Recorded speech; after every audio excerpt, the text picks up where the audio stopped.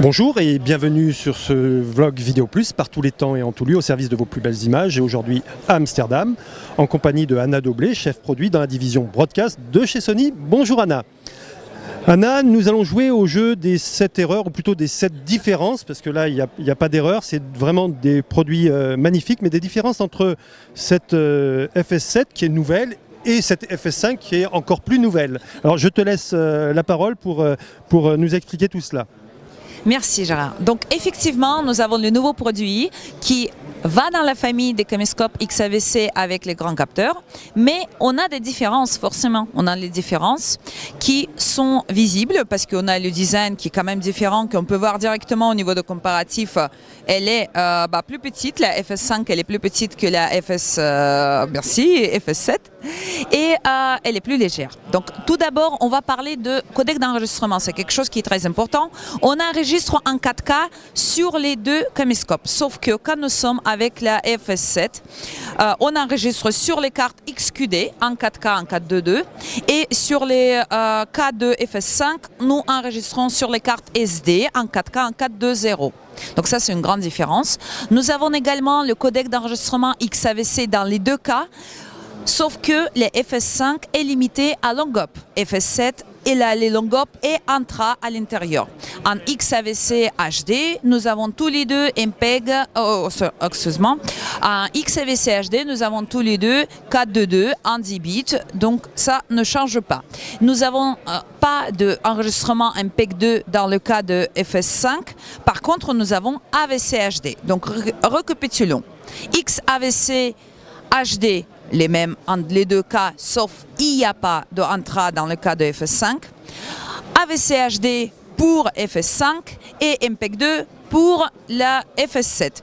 Et le dernier point, le 4K, nous sommes en 4.2.0 dans le cas de FS5 et en 4.2.2 dans le cas de FS7. Donc, j'espère que c'est clair.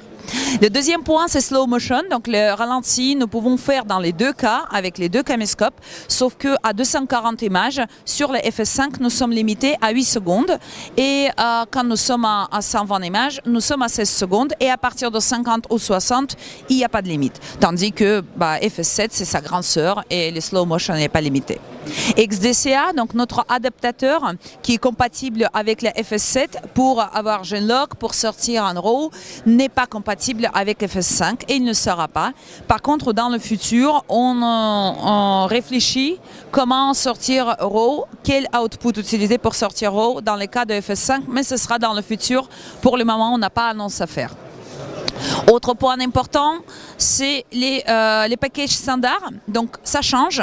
Quand nous avons la FS7K, il est livré avec l'optique 28-135, tandis que FS5K, il est livré à optique 18-105. Donc ça, c'est une grande différence de package standard. Le design, on va voir l'ergonomie, il est un tout petit peu différente. Tout d'abord, on peut voir l'emplacement de notre écran LCD. Donc l'écran, il peut placer en parallèle de caméscope.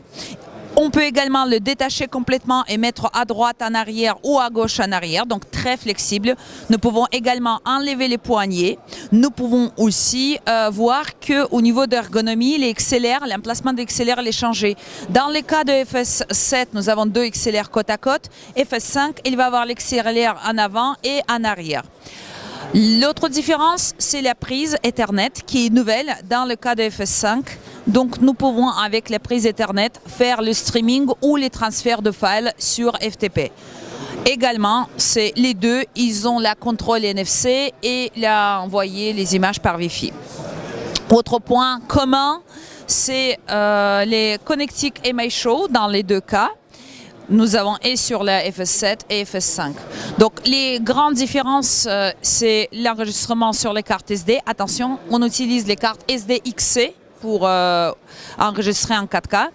Et sinon, c'est à peu près tout. Les disponibilités FS7 aujourd'hui, FS5 c'est mois de décembre. Je vous remercie, je souhaite très bonne EBC 2015. Merci Anna, nous attendons vraiment cette caméra avec impatience et puis on essaiera de la tester. En tout cas, elle est vraiment très prometteuse et très attendue. Merci encore.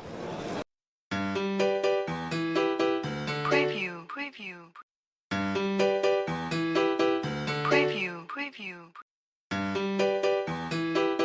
Preview, preview. Preview, preview. Preview, preview.